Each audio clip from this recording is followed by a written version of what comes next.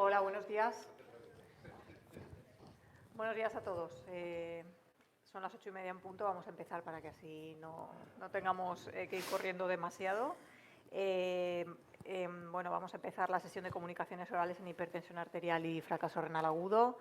Yo soy Verónica Escudero, soy nefróloga en el Hospital Peset, aquí en Valencia.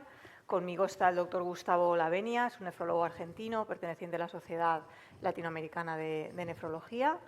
Y bueno, estamos contentos de que estéis aquí, de que todos hayamos madrugado. Tan temprano. Tan temprano, bueno.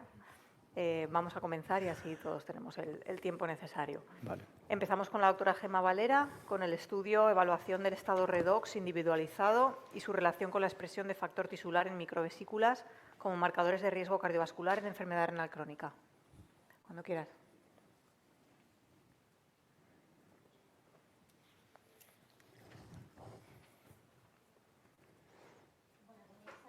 La enfermedad renal crónica se asocia a un aumento de la incidencia de patologías cardiovasculares, que pueden ser de carácter agudo, como es el infarto agudo de miocardio, o también están relacionadas con alteraciones en los sistemas de coagulación, como la trombosis o las hemorragias. Además, pueden ser de carácter crónico, como las cardiopatías crónicas, pero no contamos con biomarcadores predictivos ni diagnósticos fiables. En el desarrollo de las patologías cardiovasculares tienen un papel importante diferentes factores. Yo me voy a centrar en dos.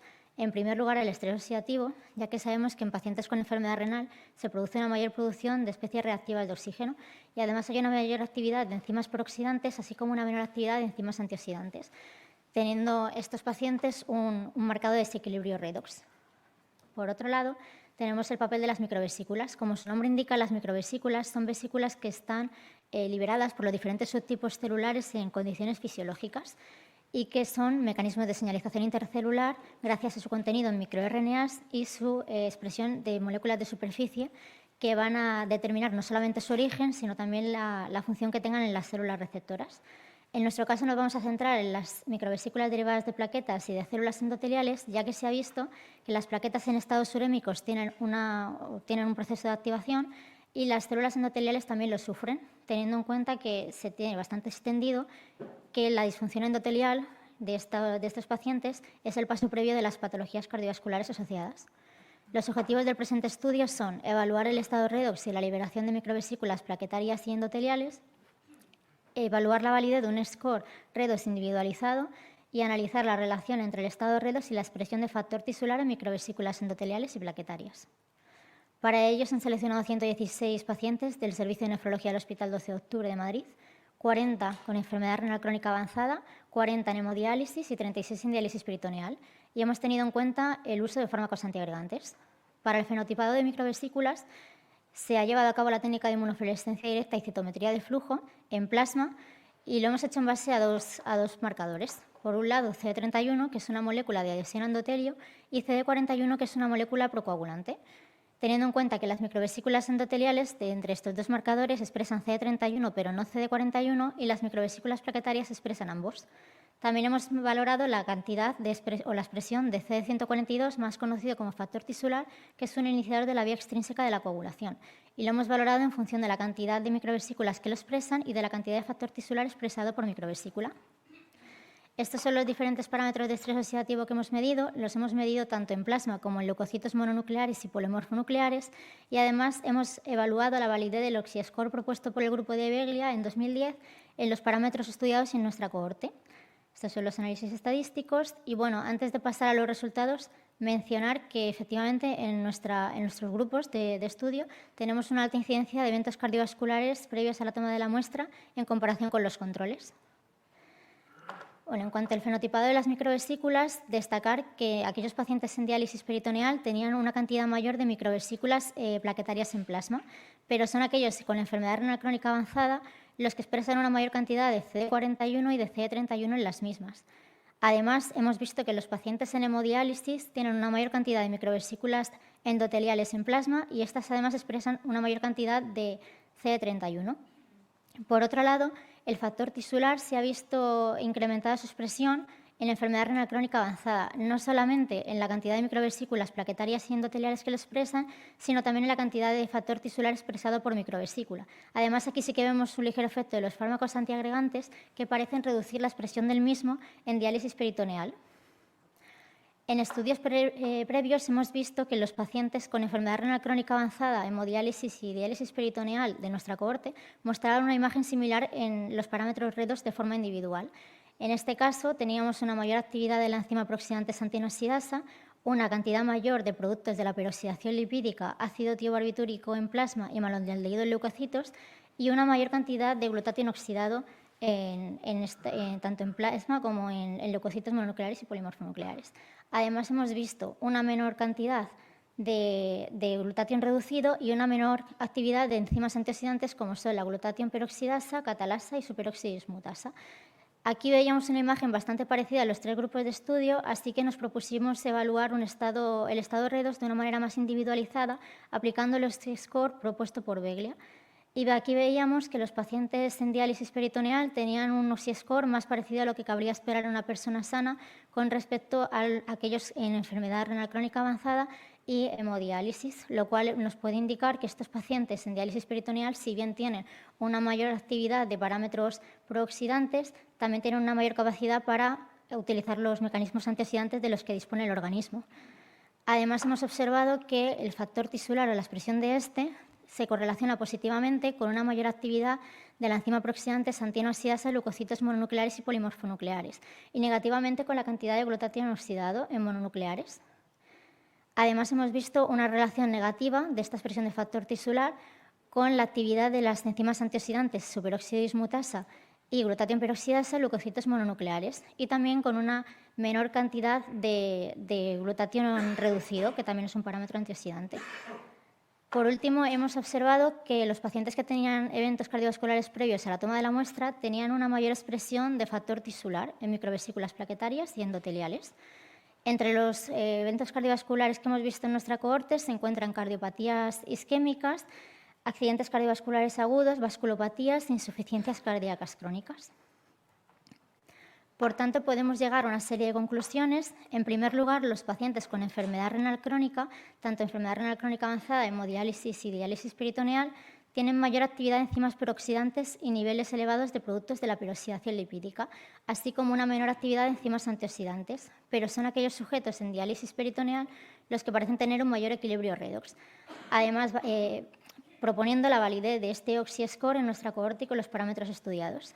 En segundo lugar, los sujetos con enfermedad renal crónica tienen una mayor expresión de moléculas relacionadas con los procesos de coagulación, en nuestro caso CD41 y factor tisular, lo cual nos puede indicar un mayor riesgo trombótico. Los sujetos en hemodiálisis presentan niveles elevados de microvesículas endoteliales y una mayor expresión de CD31 en las mismas, lo cual nos puede evidenciar un mayor daño endotelial subyacente. Y los sujetos en diálisis peritoneal presentan niveles elevados de microvesículas plaquetarias, lo cual nos puede indicar una mayor activación plaquetaria. En tercer lugar, la relación observada entre el estado redox y la expresión de factor tisular en microvesículas establece un vínculo entre ambos, existiendo una relación positiva de su expresión con la actividad prooxidante y negativa con la actividad antioxidante, pudiendo abrir una vía para el estudio de nuevas dianas terapéuticas. Y por último, una mayor expresión de factor tisular o CD142 se relaciona con la aparición de eventos cardiovasculares previos a la toma de la muestra, proponiendo el factor tisular como posible biomarcador precoz de riesgo cardiovascular. Gracias.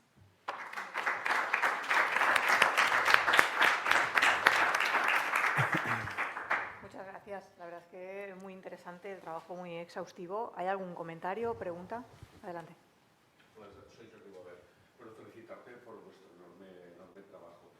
Hay una cosa que me llama la atención sobre el OxyScore que presentas, que es me parece interesantísimo que los pacientes de diálisis peritoneal se acercan más a la normalidad. Pero no acabo de entender cómo es posible que este OxyScore sea similar entre pacientes con enfermedad renal crónica avanzada y hemodiálisis, ¿no? Cuando uno supondría que la hemodiálisis podría ser una situación en la que hubiera diferencias, desde luego, no solo con diálisis peritoneal, sino sobre todo con los pacientes con enfermedad renal crónica avanzada. ¿Os llama la atención o os parece un resultado similar? Sí, nos llama la atención. Lo único que es verdad que en todos los parámetros, o prácticamente todos los parámetros que hemos medido, en hemodiálisis parece haber desregulaciones y lo achacamos bastante a la bioincompatibilidad de la técnica. Sí que es verdad que la sangre está en contacto con materiales que no son biocompatibles y que eso al final hace que las células se activen y otra serie de parámetros se vean alterados. Entonces sí que es verdad que puede ser un poco también por ese tema que estemos viendo esta desregulación redox y que esos parámetros, esos mecanismos antioxidantes no se estén viendo todo los reforzados que podrían verse en una técnica como diálisis peritoneal, que se entiende es un poco más biocompatible. Muchas gracias. Pasamos al siguiente. Bueno, vamos a...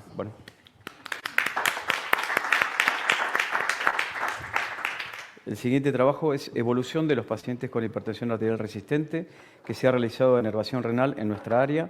Lo presenta la doctora Troya del Hospital de Germán Strais de Badalona, España.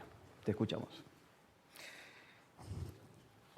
Bueno, buenos días, aquí por la mañana.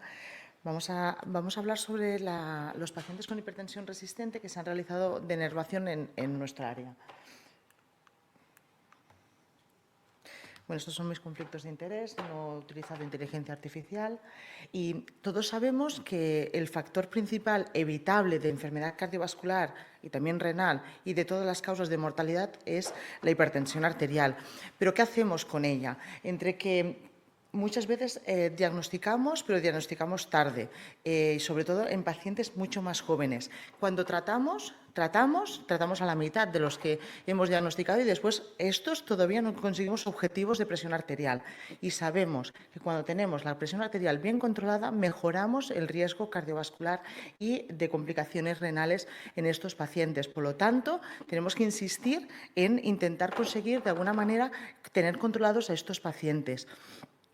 ¿Y qué tenemos para controlarlo? Pues aparte de insistir entre todos los facultativos, todos los sanitarios que nos dedicamos a ver pacientes, insistir en la dieta, el ejercicio, el estrés y demás. También tenemos los grupos de fármacos que ya todo el mundo conocemos, tanto en insuficiencia renal como en insuficiencia renal más avanzada. Pero entre ellos tenemos, sobre todo en aquellos que tienen filtrados por encima de 30, que las guías europeas del 2023 ya nos dicen de que podemos contar con valorar en aquellos casos de hipertensión resistente la denervación renal.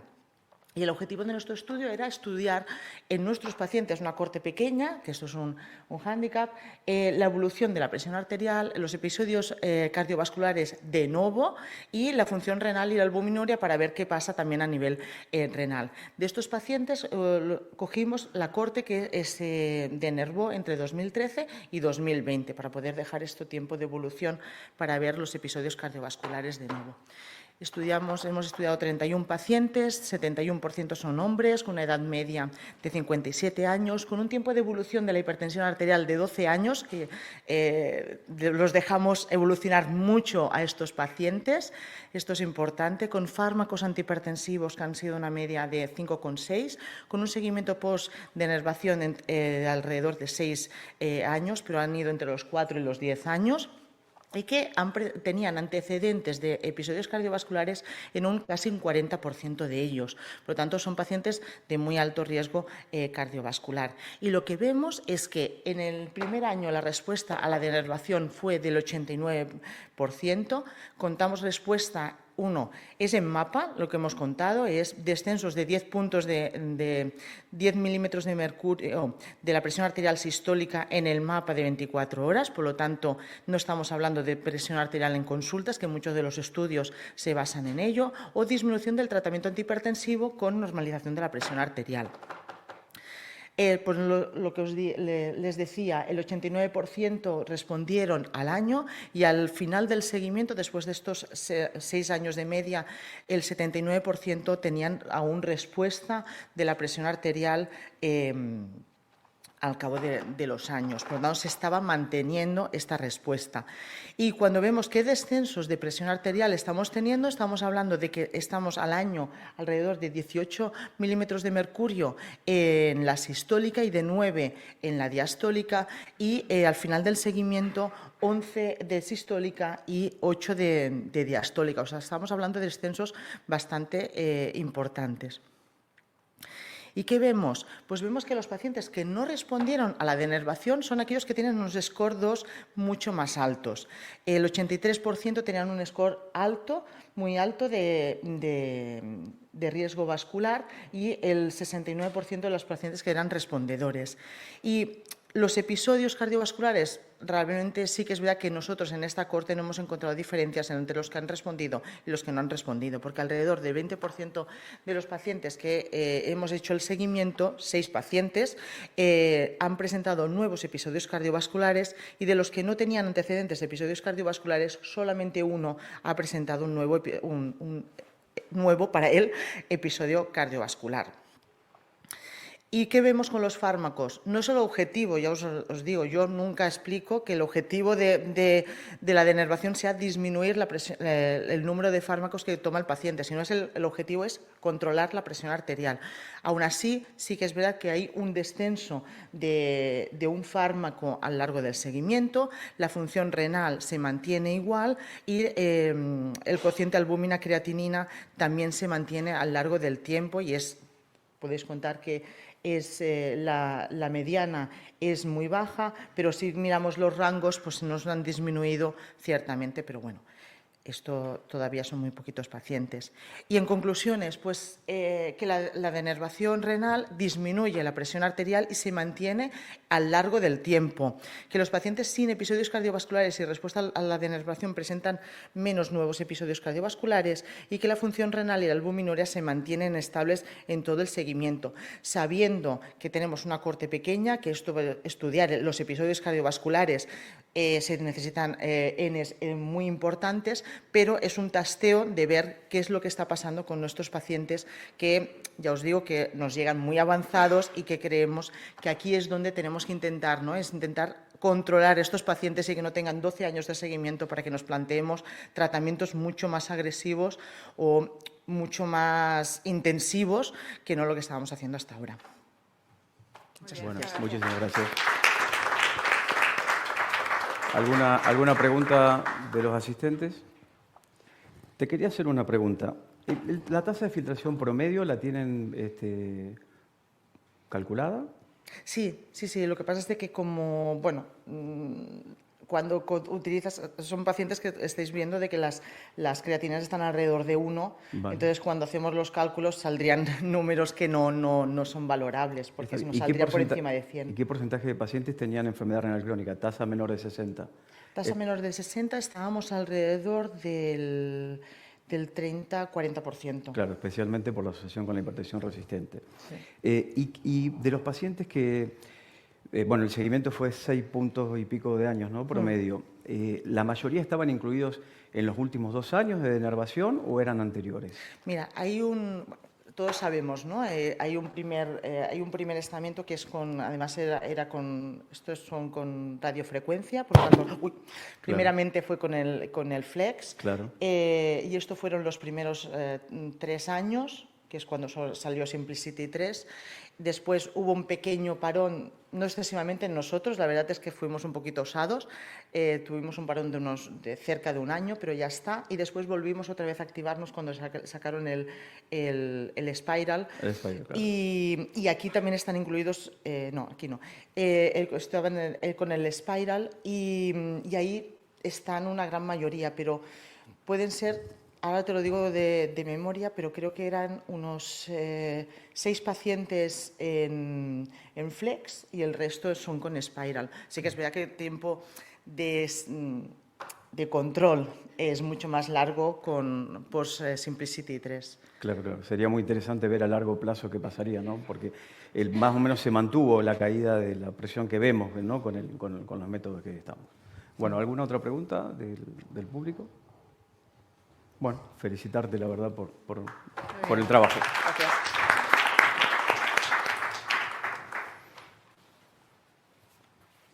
Pasamos a la siguiente presentación. No nos lo presenta Cristina Alonso.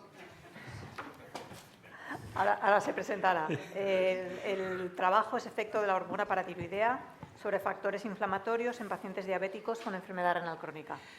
Bien, buenos días. Declaro no tener ningún conflicto de interés y no llamarme Cristina. Yo soy José Luis Fernández, uno de los autores del trabajo. En primer lugar, quisiera presentarles este gráfico que pertenece a un estudio recientemente publicado por nuestro grupo del estudio europeo Cosmos, que para los que no los conozca, incluye pues, casi 7.000 pacientes de 20 países europeos seguidos durante 3 años. Y aquí en el gráfico pueden ver que el riesgo relativo de mortalidad en pacientes diabéticos y no diabéticos, cuando la PTH es elevada, pues hay una diferencia bastante apreciable. Es decir, los pacientes diabéticos con PTH altas presentan un riesgo relativo de mortalidad más alto que los no diabéticos. La cuestión es ¿por qué? ¿Qué hace que los pacientes diabéticos sean, entre comillas, más sensibles en términos de mortalidad a los niveles elevados de PTH? Bien, se conoce que los pacientes con diabetes pues tienen una elevada mortalidad cardiovascular y en general tienen un estado de inflamación elevado o más que elevado de bajo grado. El estudio H-NANES en población general muestra que hay una asociación entre niveles de PTH y proteína C reactiva independientemente del tercil del filtrado glomerular. Además, hay otra publicación realizada en pacientes con hiperparatiroidismo primario en el que se observó que este índice de neutrófilos dividido por linfocitos, pues disminuye cuando se realiza la paratiroidectomía. Por ello, nos planteamos como hipótesis que en los pacientes en diálisis la diabetes y los niveles elevados de PTH podrían actuar de una manera sinérgica, aumentando el estado inflamatorio a través de ADAM17. ¿Por qué ADAM17? Porque ADAM17 es una de las moléculas que juegan un rol principal en esta compleja maraña de moléculas que están involucradas en la inflamación. Por lo tanto, nuestro objetivo fue estudiar en arterias epigástricas de pacientes diabéticos y no diabéticos en diálisis la expresión de genes inflamatorios, así como la asociación con niveles séricos de PTH y la asociación entre los niveles séricos de PTH y la expresión de dichos genes. Para ello, utilizamos arterias epigástricas de pacientes en diálisis que se obtuvieron durante el trasplante renal. Se seleccionaron 31 pacientes diabéticos y 31 no diabéticos con características similares en cuanto a edad, sexo y PTH en los 6 meses previos al trasplante. Se obtuvieron datos generales y antropométricos de la historia clínica, así como datos bioquímicos de los 6 meses previos al trasplante. Además, en la arteria epigástrica se midieron la expresión de distintos genes relacionados con la inflamación, de alfa-actina como marcador del fenotipo vascular y de RAN-X2 como marcador de calcificación o de fenotipo osteogénico. Estas son las características de los pacientes. No hubo diferencias entre diabéticos y no diabéticos, salvo en el índice de masa corporal, que fue más alto en los diabéticos, y la albúmina, que fue más baja. Aquí tenemos la expresión de distintos genes inflamatorios, la alfa-actina y el RAN-X2 en diabéticos y no diabéticos, es decir, en los 62 pacientes. Y como se puede ver, hay una expresión menor de TIMP-P3, que es un inhibidor del ADAM17. Hay también una menor expresión de alfa-actina y un aumento en la expresión de VCAM, TNF-alfa y RAN-X2. Es decir, la diabetes pues, se asoció con un incremento de la inflamación, un descenso del fenotipo vascular contráctil y un aumento del fenotipo osteoblástico. Si comparamos los pacientes que tenían PTH por encima de la mediana con aquellos que lo tenían por debajo, resulta que encontramos una mayor expresión de ADAM17, es decir, la PTH elevada se asoció con una mayor inflamación. Si comparamos también PTHs por encima de la mediana y PTHs por debajo de la mediana, pero solo en los pacientes diabéticos, con lo cual tenemos 16 y 15 pacientes, pues encontramos una mayor expresión de ADAM17. Por lo tanto, en diabéticos, la PTH elevada frente a PTH baja se asoció con una mayor inflamación. También, si en aquellos que tenían PTH elevada por encima de la mediana comparamos diabéticos con no diabéticos, pues no encontramos diferencias en los genes inflamatorios, pero sí que se observó un aumento de la expresión del RAN-X2, que recuerdo para quienes no estén familiarizados, es un marcador de fenotipo osteoblástico. Es decir, que pacientes o las arterias de pacientes que tenían PTH elevada, cuando comparamos diabetes con no diabetes, pues presentaban en la arteria un mayor fenotipo osteoblástico. Por lo tanto, las conclusiones son que las arterias epigástricas de pacientes diabéticos en diálisis mostraron signos de mayor componente inflamatorio y una transición hacia fenotipo osteoblástico en comparación con los procedentes de pacientes no diabéticos. Las arterias epigástricas de pacientes en diálisis con PTH elevada mostraron una mayor expresión del marcador ADAM17.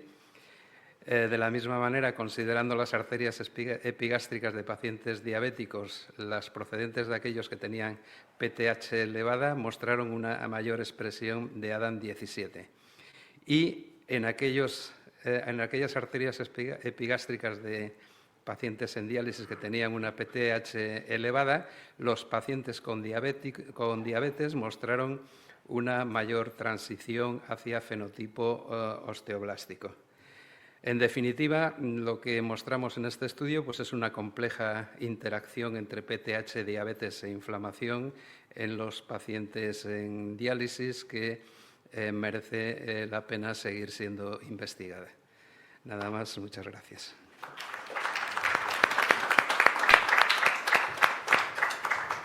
Muchas gracias, muy interesante el trabajo. ¿Hay algún comentario? Una pregunta. Háblate. Está primero la compañera allí detrás y después el otro lo ve. Enhorabuena por el trabajo. Solo una duda, ¿por qué la arteria epigástrica?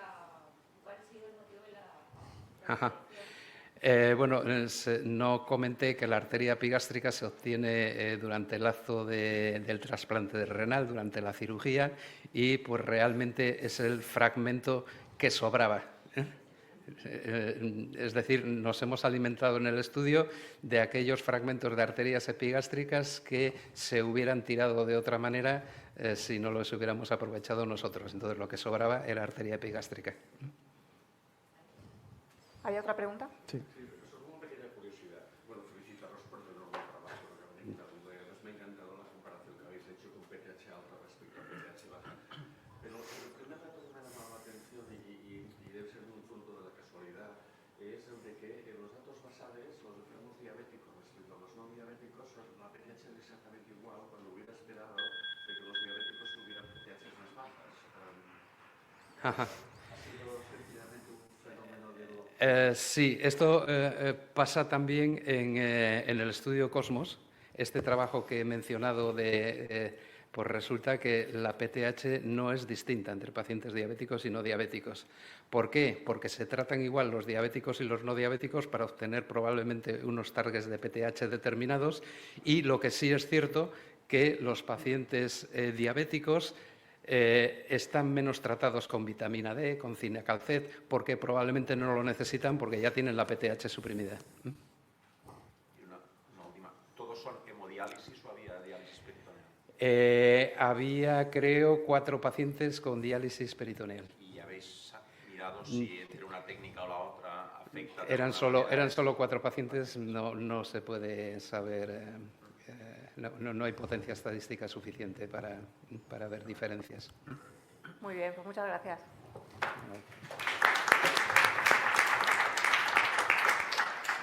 Bueno, vamos a continuar con la próxima comunicación oral. La expresión de cloto valvular se relaciona con marcadores proinflamatorios y proosteogénicos en la estenosis aórtica calcificante. De Navarra Biomed y del Hospital Universitario Nuestra Señora de la Candelaria. Te escuchamos. Muy buenos días a todas y todos. Hoy voy a hablarles de la estenosis aórtica calcificante y empezar introduciéndola diciendo que es una de las principales valvulopatías en el primer mundo, aumentando su prevalencia en población por encima de los 65 años a un 7%. Es una enfermedad de inicio silente y progresión lenta, la cual se caracteriza por el desarrollo de... por el desarrollo de la degeneración valvular hacia fenotipos fibrocalcificantes que comprometen la correcta apertura de la válvula aórtica, y su fisiopatología es muy compleja, implicando distintos mecanismos celulares y moleculares, entre los cuales pues, hay que destacar la inflamación y la osteogénesis, contribuyendo todos ellos al endpoint patológico más característico de esta enfermedad, que es la calcificación de los velos aórticos. Hay que decir además que en todos estos procesos hay una contribución activa por parte de las células residentes de la válvula. Estas son las células intersticiales y endoteliales valvulares, o más comúnmente conocidas como VIC y BEC. En los últimos años, el factor antienvejecimiento alfa-cloto ha sido descrito como un importante elemento protector frente a distintas formas de enfermedad cardiovascular, y varios trabajos se han enfocado en el papel que un cloto endógeno de la vasculatura parece tener en el desarrollo de la lesión aterosclerótica, de tal forma que disminuciones en los niveles de este cloto vascular contribuyen a una mayor carga inflamatoria en el vaso y a un aceleramiento en la progresión del daño ateromatoso.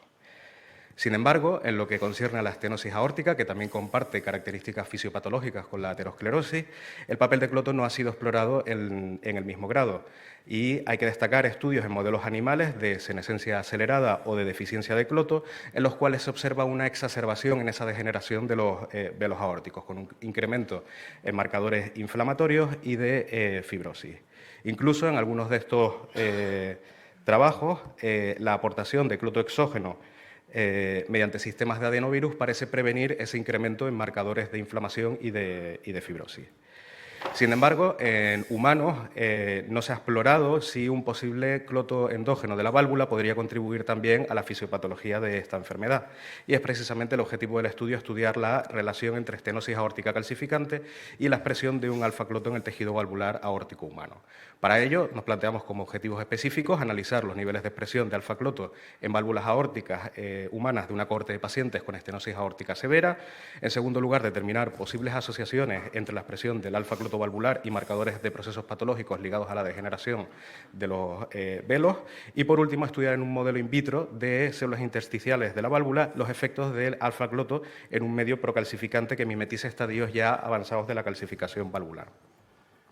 Para ello, nos hemos valido de una cohorte de 172 pacientes con estenosis aórtica severa que han sido remitidos al Servicio de Cirugía Cardíaca del Hospital Universitario de Navarra para cirugías de reemplazo valvular, y un pequeño grupo de sujetos control, donantes cadavéricos, de los cuales a partir de las autopsias hemos recuperado las válvulas aórticas. Mencionar que todos estos sujetos tenían una función renal preservada entendida como filtrados por encima de 60.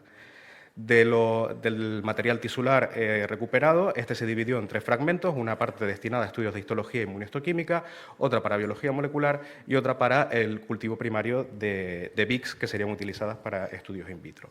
Mencionar además que en un subgrupo de pacientes, los velos aórticos destinados a estudios de biología molecular se separaron atendiendo a aquellas regiones que presentaban signos evidentes de fibrocalcificación y porciones que estaban aparentemente más sanas.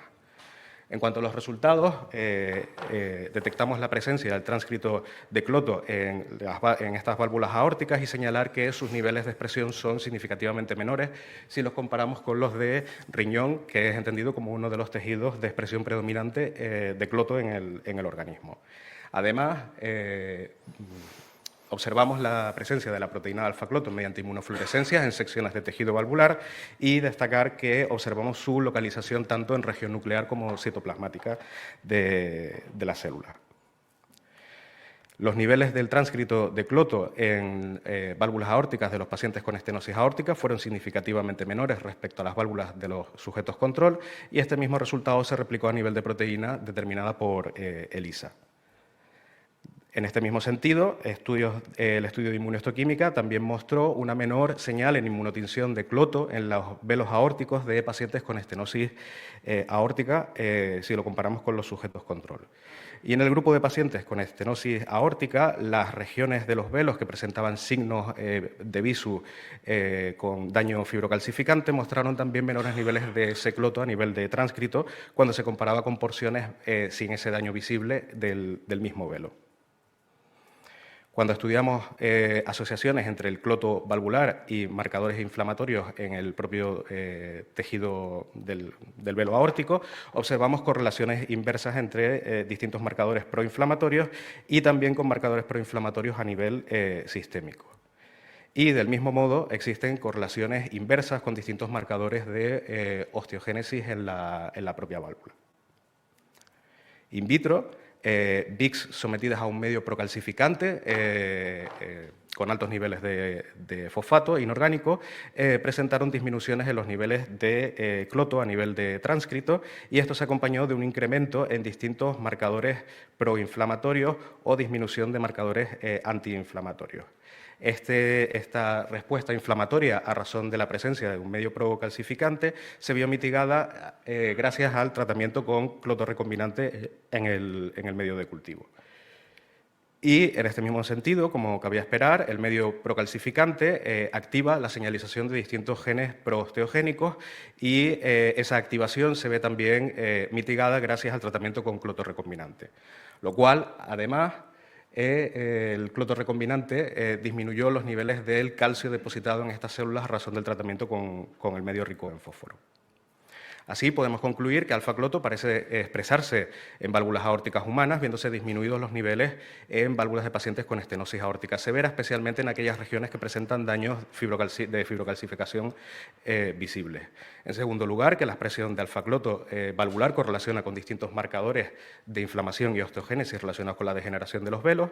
Y por último, que in vitro, VICs sometidas al medio procalcificante ven disminuidos su cloto endógeno, lo cual se acompaña de un incremento en respuesta proinflamatoria y proosteogénica, la cual, además del grado de calcificación de estas células, parece poder mitigarse gracias al tratamiento con cloto recombinante.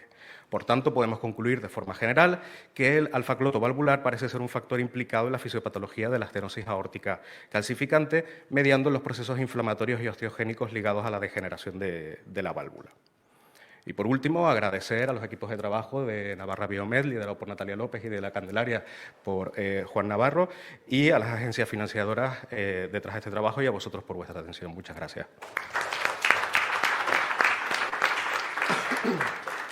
¿Alguna pregunta o comentario de los asistentes? Sí, adelante. Bueno, felicidades de nuevo por este enorme trabajo. Gracias. Y me pregunto, paralelo a él, vosotros también habéis sido los primeros que habéis demostrado lo del efecto del ISGLT2 sobre el aumento de cloto y en concreto. ¿Sabéis de algún estudio, más allá de lo que habéis presentado, en el que el ISGLT2, la palifocina, pueda tener un efecto beneficioso sobre la progresión de la estenosis aórtica? Eso precisamente estamos en estudio ahora mismo. Estamos haciendo, lo primero, hemos confirmado que hay expresión de los transportadores SGLT2 en válvula y estamos pues trabajando con algunas líneas en colaboración con un grupo de París, precisamente para estudiar si pudiera tener un efecto de beneficio, sobre todo en la progresión del fenotipo calcificante. ¿Alguna otra pregunta? Bueno, felicitarte por la cantidad de muestras que han obtenido y bueno, realmente creo que esto abre una ventana a esta diana terapéutica. Muchas gracias. Continuamos con la doctora Isabel Galcerán y el estudio de evolución del riesgo cardiovascular tras 7 años de una cirugía bariátrica. Cuando quieras. Bueno, a ver. Bueno, muchas gracias, sobre todo a los asistentes, porque expongáis o no, estar aquí a las 8:30 de la mañana de un sábado tiene mucho mérito. Como han dicho, soy la doctora Galcerán y os voy a hablar un poco, ¿no?, de cómo vamos o cómo van los pacientes después de varios años de la cirugía bariátrica. Como todos sabéis, pues la obesidad se relaciona con diferentes factores de riesgo a nivel cardiovascular, a nivel renal y también Por otra parte, la cirugía bariátrica, ¿no?, lo que ha demostrado es mejoría de estos parámetros, como por ejemplo en este estudio, que es de un registro, que al comparar los pacientes que se operan versus los que no se operan, como podéis ver, la línea verde, que son los que no se operan, presentan más eventos a largo plazo que no los que sí se operan. Más estudios respecto a la función renal. En este otro registro en seguimiento a 4 años, lo que vemos es que a largo plazo los pacientes que se operan tienen una mejor, o sea, el filtrado glomerular se mantiene más a largo plazo y también hay mejor control de la albuminuria. Y, por último, os he traído un estudio de nuestro grupo que evaluó los efectos que se conseguían al primer año de la cirugía bariátrica y lo que vemos es que hay una disminución de la albuminuria con una corrección de la hiperfiltración típica de la obesidad. Un poco, bueno, como iba remarcando, ¿no?, sobre todo los estudios son muchos estudios poblacionales de registros y también como a corto plazo, ¿no? Sobre todo a primer año tenemos mucha evidencia, pero a más de 5 años no hay tanta. Y un poco aquí fue nuestra idea, hacer un seguimiento más a largo plazo de los pacientes que fueron operados con obesidad grave, que fueron operados de cirugía bariátrica entre 2014 y enero de 2017. Analizamos variables demográficas, clínicas analíticas, se le hicieron mapas y ecocardiogramas. ¿En qué momento? Pues previo a la cirugía, durante el primer año de la cirugía, que es, bueno, lo hicimos al primer mes, al tercero, al sexto y al 12º mes. Esta fase la completaron 62 pacientes y después, a 7 años, lo completaron 31 pacientes, ¿vale?, con una mediana de seguimiento de 7,2 años. En cuanto a los resultados, os hemos puesto expresados diferenciando la cohorte que se operó con un bypass gástrico comparado con la que se operó de un slip gástrico. Como pueden ver, en general, el global de la población tenía una media de 43 años y la mayoría eran del sexo femenino. Parece que las mujeres cumplen más estudios a largo plazo. Y solo encontramos diferencias en las comorbilidades en la diabetes, ¿vale?, que había más en el grupo que se operó del slip gástrico. En cuanto a los resultados, el peso, hubo un importante descenso al primer año y este se recuperó un poco al año 7, pero es verdad que nunca llegó a niveles como previos a la cirugía. En cuanto al perímetro de cintura, hubo una reducción al primer año que se mantuvo sin cambios a los 7. En cuanto a los valores del mapa, no vimos diferencias en la presión arterial, aunque eran pacientes que estaban bien controlados, como pueden ver, y sí que hubo en la frecuencia cardíaca una reducción importante al primer año que se recuperó a los 7 sin diferencia respecto al basal. En cuanto al filtrado glomerular, hubo una reducción al primer año que se mantuvo, que fue reduciéndose también al año 7, aunque, como pueden ver, es un nivel de filtrado glomerular que ya le gustaría a mucha gente, porque son de 100 mililitros minuto. No vimos diferencias en la albuminuria. En cuanto al colesterol y a los triglicéridos, hubo una reducción al primer año que se recuperó a los 7, aunque tampoco fue peor que a nivel basal. En cuanto al sistema renina-angiotensina-aldosterona, vimos diferencias en la renina, con también una reducción al primer año que se recuperó sin cambios al año 7, y en la aldosterona sí que hubo una reducción que se mantuvo a largo plazo. En cuanto a los marcadores proinflamatorios y proateroscleróticos, lo que vimos es una reducción de la PCR al primer año que se mantuvo sin cambio a los 7, y también en la leptina hubo una reducción importante al primer año que después se recuperó, o sea, aumentó a los 7, aunque siguió siendo más baja que a nivel basal. Y en cuanto a la adiponectina, sí que hubo un aumento al primer año que después hubo una reducción más significativa respecto incluso al basal. En cuanto a resultados del ecocardio, donde encontramos diferencias fue a nivel de la pared posterior, que hubo una reducción importante el primer año que se mantuvo sin diferencias al año 7. Y comentaros que en cuanto a la reducción de peso, sí que es verdad que vimos que a largo plazo esos pacientes que se habían operado con un bypass gástrico mantuvieron un peso, una pérdida de peso menor que los pacientes que se operaron de un slip gástrico, pero es cierto que debido a las senes probablemente de todos los resultados anteriores que les he mostrado, pues no hay diferencias significativas entre ambas cohortes. Sí que durante todo el seguimiento no hubo ningún evento cardiovascular mayor, y en cuanto al riesgo cardiovascular, si utilizamos la escala de Framingham, vimos que el total del riesgo sí que disminuía al primer año y que a los 7 años, a pesar de que habían pasado 7 años, el riesgo era igual que el basal. Así que un poco las conclusiones, ¿no?, es que tras 7 años de la cirugía bariátrica pues hay un empeoramiento de algunos factores de riesgo cardiovascular, pero que vuelven como al estado basal previo a la cirugía, que en pacientes obesos graves es verdad que eso como mínimo, ¿no?, el envejecimiento de esos 7 años al haberlos operado pues no empeora su riesgo cardiovascular y no vimos ningún evento cardiovascular mayor en nuestro estudio.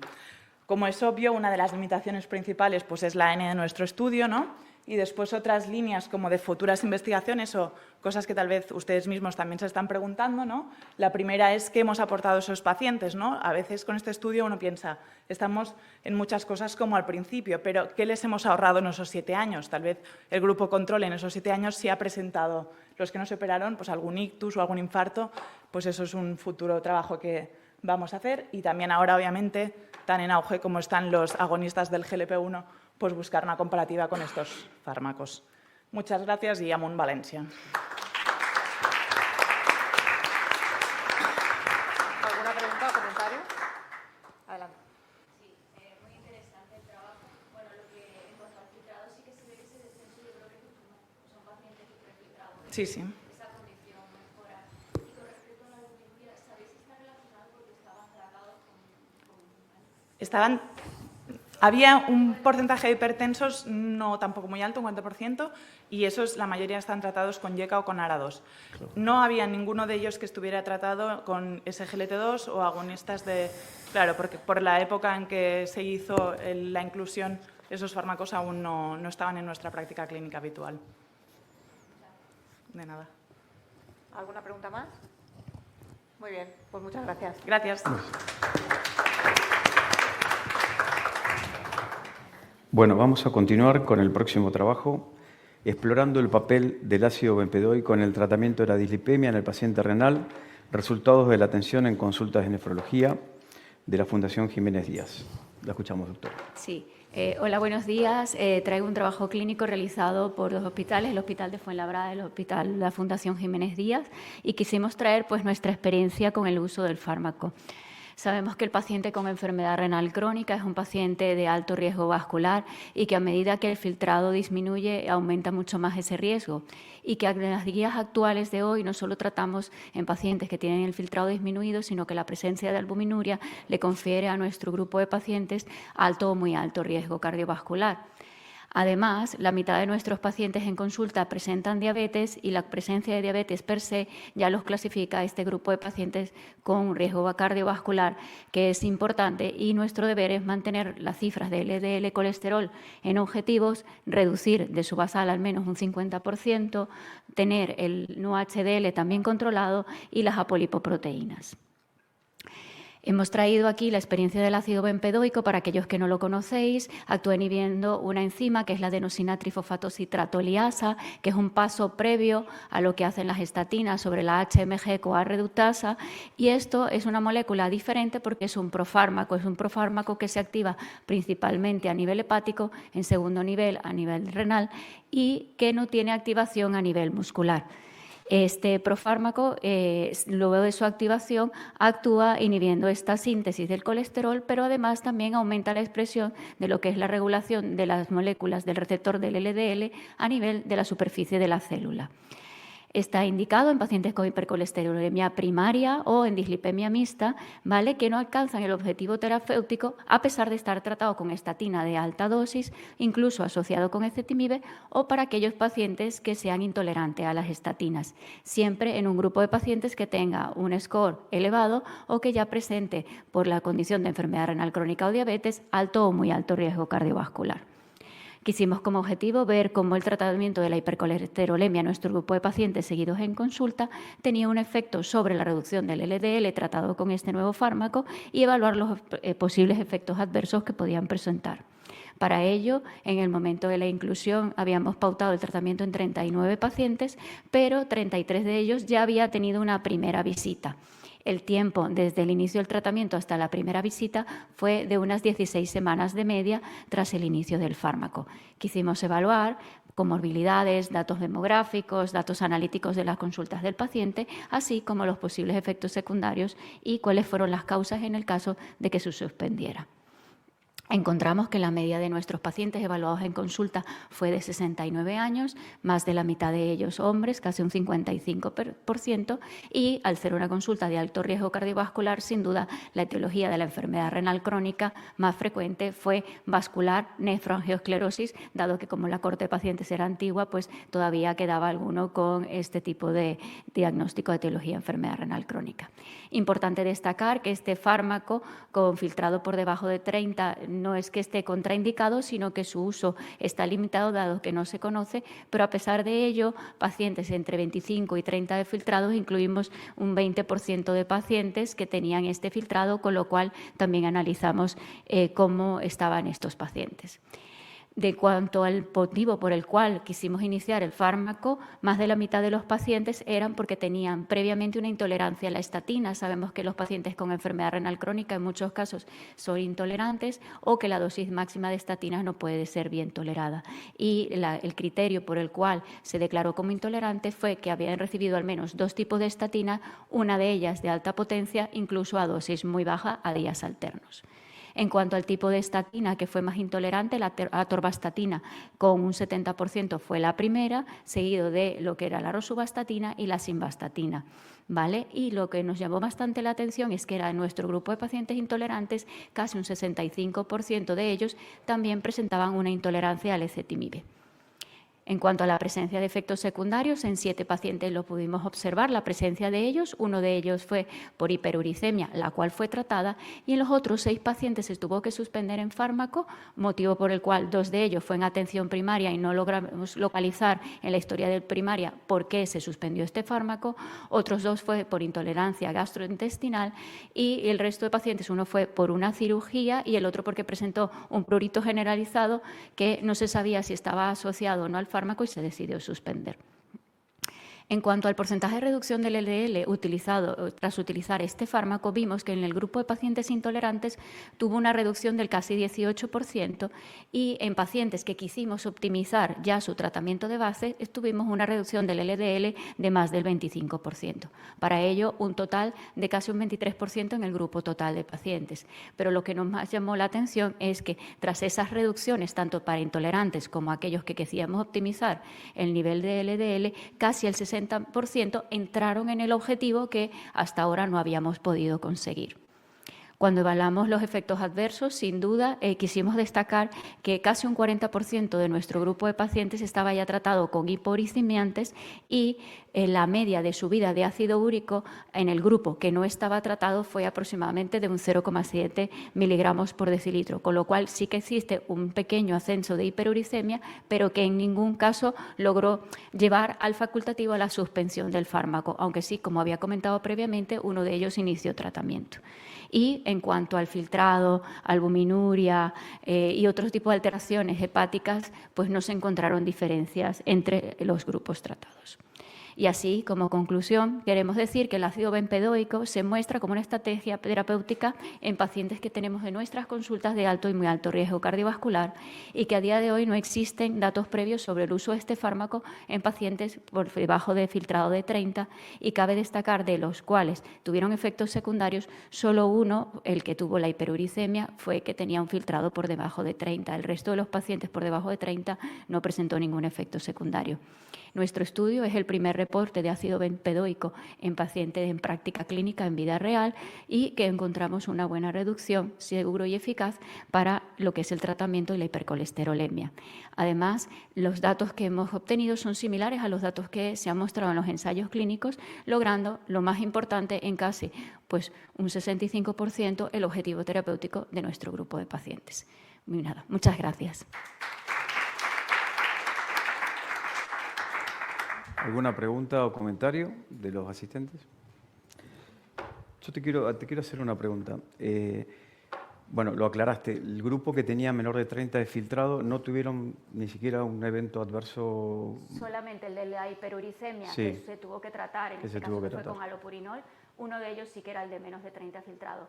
Los otros pacientes, la verdad es que ninguno presentó efectos secundarios y sí que Uno de ellos era intolerante, no llegó a objetivo terapéutico, pero sí que redujo el LDL aproximadamente un 20%, y el resto sí que era añadido sobre optimización del tratamiento de base, logró lograr los objetivos terapéuticos. Y la verdad es que en zonas limitadas o cuando no tienen indicación de tratamientos como los inhibidores de la PCSK9 o el inclisiran, sí que es una herramienta terapéutica para utilizar en las consultas de nefrología en cualquier área. Entonces, yo creo que por eso es la importancia que quisimos destacar. Sí, sí, me parece interesante. En Argentina recién lo tenemos disponible, ni un año llevamos. ¿Aquí tienen más tiempo de disponibilidad del ácido bempedoico? Sí, desde julio del año pasado está aprobado por la Agencia Española del Medicamento, y lo que estamos haciendo es, hemos ampliado ya la corte y estamos haciendo estudios también con cardiología para pacientes de alto riesgo cardiovascular y comparar cómo van los pacientes cardiológicos, cómo van los pacientes nefrópatas, y ver ya para las próximas publicaciones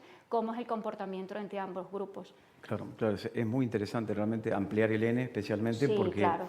creo que sabemos nosotros los nefrólogos cada vez estamos más abocados al metabolismo lipídico, y que las células renales son altamente vulnerables a la lipotoxicidad. Entonces es muy interesante ir agregando para llegar a metas, ¿no?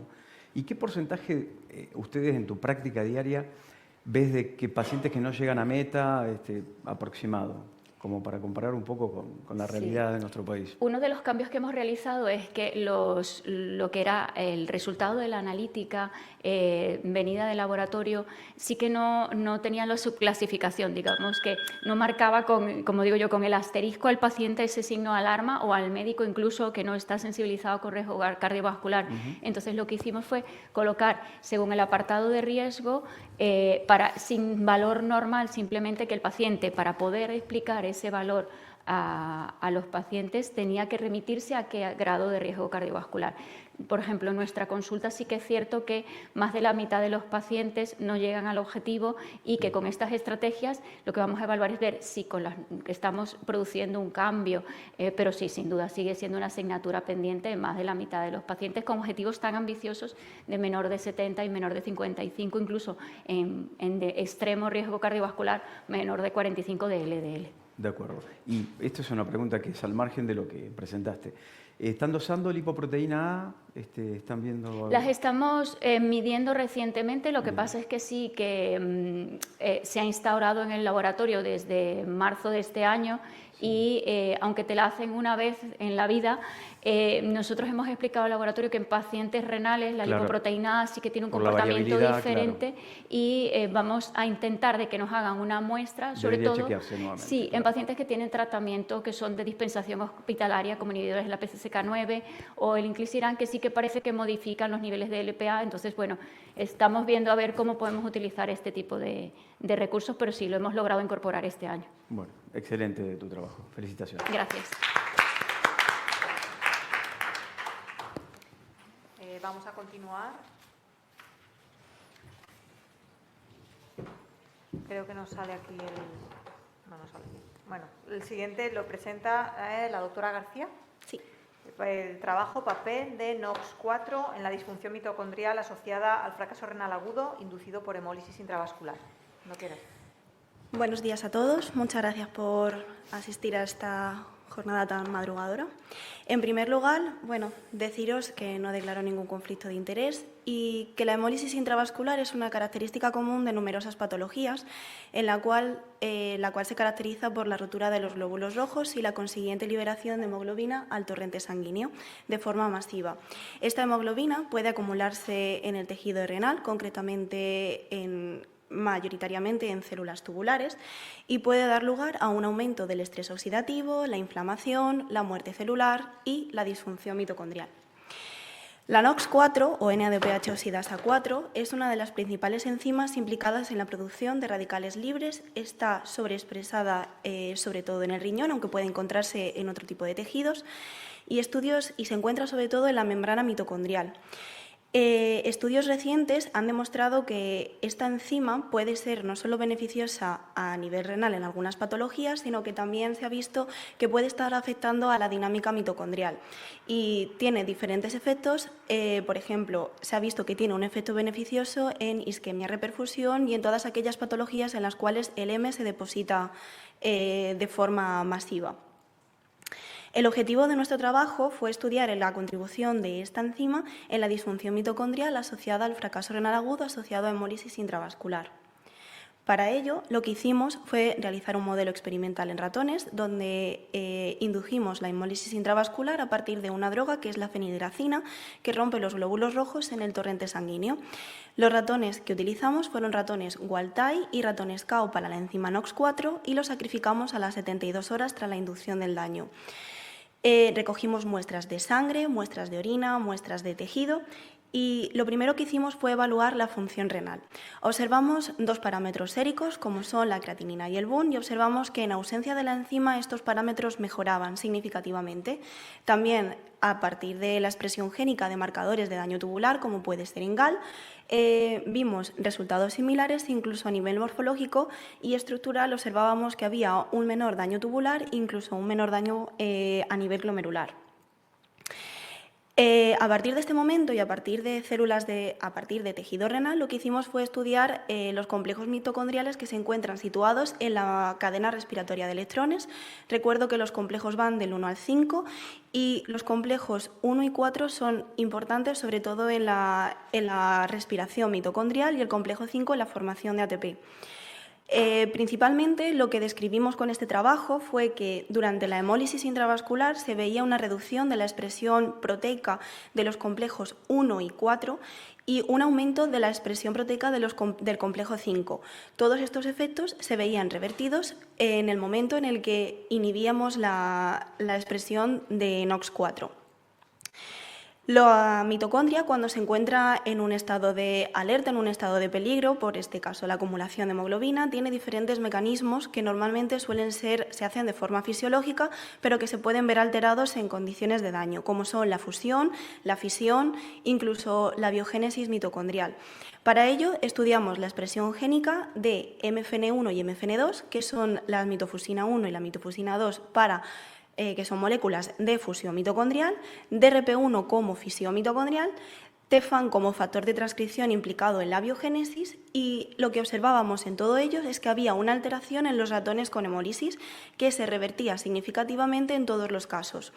La última proteína es STON20, en la cual es un marcador de masa mitocondrial, por lo tanto veíamos que no había diferencias significativas en condiciones de hemólisis entre ambos ratones. Para ir un poquito más allá, hicimos una inhibición farmacológica de NOX4 mediante un fármaco que es el GKT. Lo que hicimos fue administrarlo 1 hora antes y 24 horas después tras la inducción del daño y sacrificamos a los ratones a las 48 horas. Lo que observamos de nuevo, estudiamos parámetros de función renal, en lo que observábamos que la inhibición de NOX4 de forma farmacológica mejoraba los parámetros de función renal. En el caso de daño tubular pasaba exactamente lo mismo y había una pequeña mejora en el caso de a nivel histológico, a nivel tubular y a nivel glomerular. De nuevo, volvimos a estudiar estos complejos mitocondriales con esa expresión y observábamos lo mismo, que en condiciones de hemólisis se veía afectado sobre todo con un descenso del complejo 1 y del complejo 4 y que aumentaba significativamente el complejo 5. Estos parámetros se veían revertidos su expresión en la inhibición de NOX4 y lo mismo pasaba en el caso de la fusión, fisión, biogénesis y masa mitocondrial, en el cual se observaba un aumento en el caso de las proteínas de dinámica y disminuía significativamente en comparación con el fármaco GKT. Por lo tanto, la conclusión de nuestro estudio fue identificar a la enzima NOX4 como una posible diana terapéutica para disminuir el daño mitocondrial asociado al fracaso renal agudo en una crisis hemolítica severa. Muchas gracias.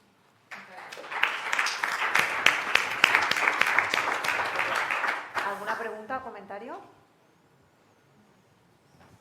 Has comentado, de hecho, administrabais, ¿no?, un fármaco para poder bloquear esto. ¿En qué estado estamos a día de hoy para poder llevar esto a la práctica clínica? Bueno, con este fármaco en concreto es cierto que ya existen estudios en fase clínica en el que se administra el GKT. Lo que pasa que es cierto que este fármaco no está estudiado tanto en profundidad que pueda tener ese efecto a nivel de disfunción mitocondrial. Está más destinado, bueno, NOX4 es una enzima que está sobre todo implicada en la producción de esos radicales libres y todas las terapias que se hacen con la finalidad de reducir esos radicales libres que al final dañan la célula. Nosotros con este estudio lo que intentamos es ver que aparte de que NOX4 puede afectar no solo a la producción de radicales libres, sino un poco más allá, que es como puede ser esa disfunción mitocondrial que es tan importante en la célula, porque a partir de ahí ya se desarrolla un proceso de muerte celular que llevaría a un fracaso a nivel celular. Muy bien. Muchas gracias. Pues muchas gracias. A vosotros. Bueno, vamos a continuar con la próxima comunicación de características clínicas y pronósticas de la insuficiencia renal aguda en el paciente anciano, división según grupo de edad, pérdida de sensibilidad y especificidad del índice pronóstico que incluye edad cronológica, programa Valoración Geronto de la Universidad de Navarra. Lo escuchamos, doctor. Buenos días, gracias. No tengo ningún conflicto de interés. Y bueno, el objetivo era valorar en qué medida la edad cronológica es capaz o no de afectar a la sensibilidad y especificidad de índices pronósticos que incluyen en su valoración. Es una base de datos que ya lleva 30 años, en la cual hemos ido incluyendo pacientes con oxidación de la creatinina, excluyendo embarazadas y trasplantados, y que progresivamente hemos visto como que la propia base de datos ha ido envejeciendo. Algo que ha llamado mucha atención, aunque el COVID supuso como un hachazo. No sabemos por qué, tenemos que estudiarlo. Y bueno, hemos ido valorando a lo largo de estos años el índice individual del doctor Liaño, un índice de fallo multiorgánico, y hemos ido analizando perfil clínico de la insuficiencia renal aguda, pronóstico, tratamiento e índice de salud crónicos. La mortalidad global es del 16%, pero algo que llamó la atención y que inicialmente pasé por encima, y es que la mortalidad disminuye con la edad. Es cierto que esto hay que analizarlo. ¿Y cómo? Pues la insuficiencia renal aguda que tienen estas personas es más funcional y con menos tratamiento sustitutivo, necesidad de tratamiento sustitutivo. Bien, además la presencia de patología aguda inflamatoria es mucho menor, pero en cambio respecto a los daños orgánicos crónicos hay mayor presencia de fallo cardíaco, enfermedad renal crónica y menos de oncología. Desde el punto de vista del Karnofsky sí que están ligeramente más deteriorados, pero en cambio nutricionalmente están bastante bien preservados. No hay cambios en la postración. Bueno, y entrando con los índices pronósticos, el ISI realmente cumple su función, incluye la edad y vemos cómo se va deteriorando a medida que se analiza con los grupos de edad. En cambio, el índice de fallo multiorgánico sigue como una evolución contradictoria, que va más de acorde con la mortalidad. Bien, esto no quiere decir que el ISI sea, digamos, ineficaz. Es más, resulta muy útil, pero comprobamos también que analizando las diferentes variables que se incluyen en el ISI, el perfil clínico del fallo renal agudo se modifica con la edad, en cuanto a los que determinan la mortalidad, desde el fallo neurológico coma hasta el fallo respiratorio en los más longevos. Con todo ello, ¿qué pretendemos concluir? Bueno, pues que la edad no es un factor pronóstico, evidentemente, pero hay que tener en cuenta a la hora de manejarla en los índices pronósticos. ¿Por qué? Porque el proceso de envejecimiento no se puede reducir a una cifra. Es decir, la sensibilidad y especificidad del ISI puede verse afectada por la edad como valor cronológico. Y eso se observa sobre todo en los pacientes mayores. Ahora bien, eso no quiere decir que siga aportando información. La aporta y de forma importante. Con lo cual, abogamos a algo que es parte de nuestro proyecto, casi proyecto vital ya, que es cuidado con la edad cronológica, especialmente a las personas mayores. Tenemos que abrirnos a algo más que un dato cronológico. Pues tenemos que empezar a hablar, que ya se habla de fragilidad, sobre todo, o postración o nutrición. Pero cuidado, una fragilidad que no es una fragilidad, digamos, puramente física. Hay que darle cada vez más un enfoque multidimensional. El envejecimiento nos incumbe a todos y, efectivamente, un pequeño homenaje, debemos estar con los que más nos necesitan. Gracias. ¿Alguna pregunta o sugerencia? Yo te quiero hacer una pregunta. Es muy interesante, la verdad. Primero, el N que han podido y el tiempo de seguimiento. La verdad que felicitaciones por ese punto. ¿Han pensado en la posibilidad de, a la hora de evaluar edad biológica, evaluar edad vascular, por ejemplo, con algún método de diagnóstico como puede ser la velocidad de onda de pulso, no tan invasivo en esto? Yo sé que volver a evaluar todos estos pacientes con eso sería un poco tedioso, pero ¿se ha evaluado pensando en esta diferencia que hablan de edad biológica y cronológica? Bueno, vamos a ver, esa es una pregunta amplísima y hay que responderla según con quién hablas. Un psiquiatra, un cardiólogo, claro, un nefrólogo, un endocrinólogo, te hablan de la neuroinmunobiología, claro, de la dilatación auricular, de la onda de pulso, de la soledad, del riesgo de suicidio. La fragilidad, es decir, el envejecimiento, eso es yo diría que es ¿cómo se dice? Es decir, ojalá haya un solo factor, pero me parece que va a ser muy, muy difícil. Si queremos hablar de edad biológica versus edad cronológica, pues tenemos que recurrir a parámetros objetivos, y uno de ellos es la velocidad de onda de pulso, efectivamente. Y de hecho, nosotros hemos hecho un estudio con impedancia y claramente la relación con la edad se pierde cuando hay enfermedad renal crónica. Claro. ¿Por qué? Porque influyen otros factores. Pero yo diría que no hay una sola respuesta. Hay muchas respuestas. Pero bueno, justamente eso es que hace que el tema sea muy interesante y muy retador. Bien. Y también creo que leí que los pacientes con enfermedad renal crónica tenían, digamos, más complicaciones, ¿sí?, de la corte. Sí, vamos a ver. El paciente con enfermedad renal crónica se analiza muy difícilmente en personas mayores.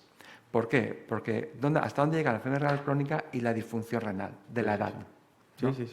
Entonces, cuando yo planteé este tema, la gente me decía, a ver, Javier, estás diciendo que el ser mayor protege. Y dice, no, por favor, no me malinterpretéis. Quizá los que son mayores llegan en mejores condiciones o han pasado lo que yo llamo el triaje de la vida. Son menos oncológicos, pero más cardiológicos y renales.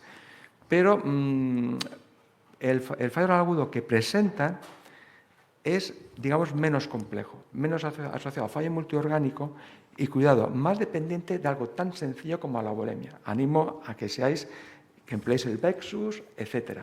O sea, la persona mayor debe ser manejada exquisitamente desde el punto de vista bulémico. Entonces, a veces me han dicho, pero claro, Javier, es que se dializan menos porque no se dializa por la edad. No, eso lo hemos valorado, cuidado.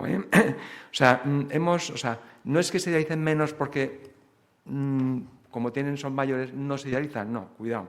Pero insisto, a la persona mayor tiene que ser atendida isofacto.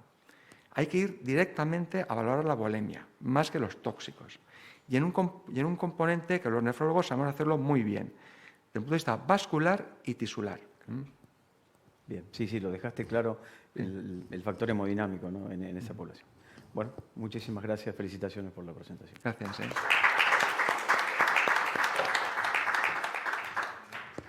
Y vamos con la última comunicación. El doctor Paul nos presenta el trabajo Utilidad de los biomarcadores de estrés tubular en el síndrome cardiorrenal tipo 1. Cuando quieras. Buenos días. Mi nombre es Javier Paul y yo soy nefrólogo del Hospital Germán Trias i Pujol en Badalona, y os voy a presentar el trabajo que hemos titulado La utilidad de los biomarcadores de estrés tubular en el síndrome cardiorrenal tipo 1. Desde la definición del síndrome cardiorrenal en el año 2008 hemos evolucionado mucho acerca del conocimiento sobre su fisiopatología, el diagnóstico y el tratamiento. Por ejemplo, antiguamente pensábamos que el principal mecanismo de daño renal era el bajo gasto cardíaco, pero ahora sabemos que es un problema de congestión. También sabemos que la elevación de la creatinina en pacientes con insuficiencia cardíaca aguda no siempre se asocia con peores resultados. O que, por ejemplo, para predecir la resistencia diurética podemos utilizar el test estrés de furosemida y cuantificar posteriormente la natriuresis. Otra cosa que se ha demostrado es que el balance negativo de sodio es más importante que el volumen urinario. También hemos aprendido que la elevación de la creatinina no siempre se asocia con elevación de biomarcadores de daño tubular en pacientes bajo tratamiento diurético. De hecho, en la nueva clasificación que propone el grupo ATKI de la lesión renal aguda hace especialmente hincapié en estos pacientes, que son aquellos que elevan la creatinina y que no elevan los biomarcadores de estrés tubular. Dos de estos biomarcadores de estrés tubular son la proteína de unión al factor de crecimiento similar a la insulina 7 y el inhibidor tisular de las metaloproteínas 2. Estos biomarcadores son reguladores del ciclo celular y en situaciones de estrés celular detienen el ciclo celular para reparar las células dañadas y evitar que el ciclo celular continúe y se divida en las células dañadas. Cuando esto ocurre, dichos biomarcadores, comercializados como Nefrocheck, son detectados en la orina. Estos biomarcadores de estrés tubular se han utilizado en diferentes escenarios. En diferentes escenarios, como puede ser la cirugía cardíaca, la cirugía vascular o la sepsis. Pero lo que no sabemos es la evidencia de estos biomarcadores de estrés tubular en la insuficiencia cardíaca aguda. ¿Y por qué creemos que es útil estos biomarcadores en este escenario? Pues porque sabemos que los pacientes renales tienen el túbulo es muy sensible a la hipoxia y en estos pacientes existe un mayor consumo de oxígeno, por aumento de la reabsorción tubular de sodio. Además, la respuesta diurética está influenciada por varios factores, siendo uno de ellos la respuesta tubular al diurético.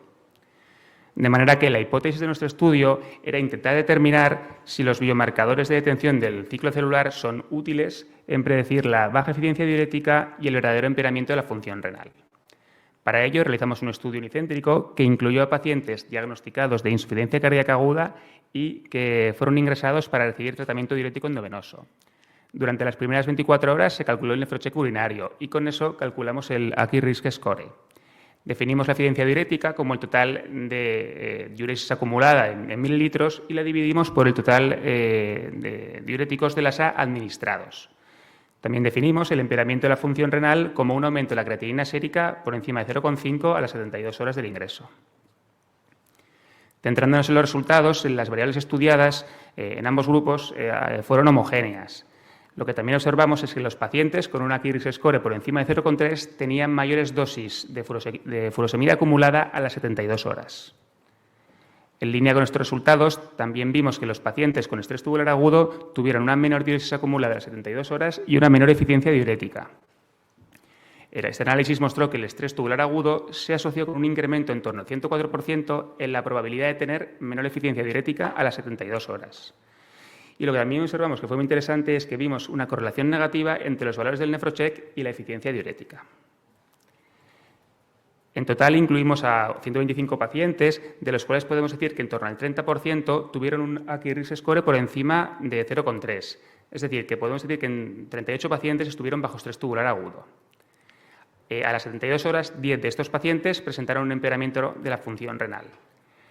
Pero podemos decir que 3 de estos pacientes presentaron lo que podríamos definir como un pseudoempeoramiento real de la función renal porque son pacientes que no elevaron el biomarcador de estrés tubular. Y 7 de estos pacientes sí que elevaron el biomarcador de estrés tubular, por lo cual presentaron un empeoramiento real de la función renal. Por tanto, podemos decir que los pacientes con una Acute Risk Score por encima de 0,3 tenían mayores tasas de empeoramiento real de la función renal. Y mediante el análisis multivariable observamos que el estrés tubular agudo se asoció con un incremento en torno al 231% en la probabilidad de presentar o de desarrollar empeoramiento real de la función renal. Como conclusión es decir lo siguiente, que en el síndrome cardiorrenal tipo 1 no está claro cómo definir el verdadero empeoramiento de la función renal y la resistencia diurética, que la medición precoz del Nefrocheck urinario en pacientes con insuficiencia cardíaca aguda es un predictor independiente de pobre eficiencia diurética en las primeras 72 horas. Y que los pacientes con valores elevados del Acute Risk Score tuvieron una baja eficiencia diurética, lo cual puede sugerir resistencia diurética. También esos pacientes tuvieron una mayor probabilidad de empeoramiento real de la función renal. Que sepamos, nuestro estudio es el primero que evalúa la capacidad predictiva del Nefrocheck urinario acerca de la baja respuesta diurética. Y finalmente decir que se necesitan más estudios para confirmar el rol de estos biomarcadores de detención del ciclo celular en pacientes con insuficiencia cardíaca aguda. Muchas gracias. ¿Alguna pregunta o comentario? Adelante. Sí, muy buena presentación y muy buen trabajo. Quería preguntar con respecto a esa población de pacientes si también no consideraron evaluar el valor predictivo desde el punto de vista de la insuficiencia cardíaca, ¿no? Algunos marcadores, por ejemplo, como la cistatina, han mostrado ser un mejor marcador de fallo renal agudo, incluso en este grupo de pacientes, nosotros tenemos una experiencia propia, en la cual además fue predictor de mortalidad de este grupo de pacientes. Por ahí sería considerar, no compararlo con creatinina, que en esta población está totalmente llamada por los cambios, entre otros, volumétricos que tienen los pacientes. Exacto. Puede considerarse estatina como Claro. punto de comparación. Y bueno, y tener en cuenta también poder ver el valor predictivo de mortalidad de este grupo de pacientes. O sea, la razón por la que utilizamos el nefrocheck es porque evidentemente hay diferentes biomarcadores urinarios, pero el nefrocheck, digamos, que actúa en la fase más precoz de la lesión renal, lo que decimos el estrés, ¿no? Porque, por ejemplo, los biomarcadores como el ENGAL, el quimo, la cistatina, ya actúan cuando existe un daño renal establecido. Es decir, que aunque no haya elevado la creatinina, posiblemente el daño ya esté efectuado. Entonces, claro, la lesión renal aguda no tiene tratamiento, que sepamos y que podamos saber. Entonces, la idea es intentar actuar en la fase más precoz y los estudios lo que se ha visto es que este biomarcador es el más precoz de todos. Pero sí, perfectamente se puede utilizar la cistatina y comparar. Al final es comparar los biomarcadores, saber cuál de ellos predice mejor. Y también en cuanto... Exacto, sí, sin ninguna duda. Sí. ¿Cuál podría ser la estrategia si con esto, ¿no? Tenemos una predicción del paciente que no te va a responder bien? ¿La estrategia de inicio podría ser ir a un bloqueo más completo desde el inicio? Exacto. O sea, al final estos pacientes, miras los diuréticos del ASA, pero también son pacientes que iban con otros fármacos, con tiazid, con espironolactona y otros fármacos. Lo que creemos que es muy interesante es que al final lo que no está claro es cuándo iniciar, por ejemplo, en pacientes con insuficiencia cardíaca refractaria al tratamiento diurético, cuándo iniciar la ultrafiltración, ¿no? Nadie sabe si es a la semana, a los 5 días, cuándo la creatinina ha subido, cuándo no se sabe. Entonces, creemos que utilizando este biomarcador nos puede ayudar a la hora de iniciar las terapias de ultrafiltración, ¿no? Que al final son las terapias de rescate en estos pacientes que ya no responden al tratamiento diurético o de bloqueo secuencial del túbulo. Muy bien, pues muchas gracias. Nada. Muy bien. Bueno, felicidades a todos por haberos acoplado al tiempo y bueno, vamos ahora a la pausa y seguimos con el congreso. Muchas gracias. Gracias por la asistencia. Bueno, buenísimo.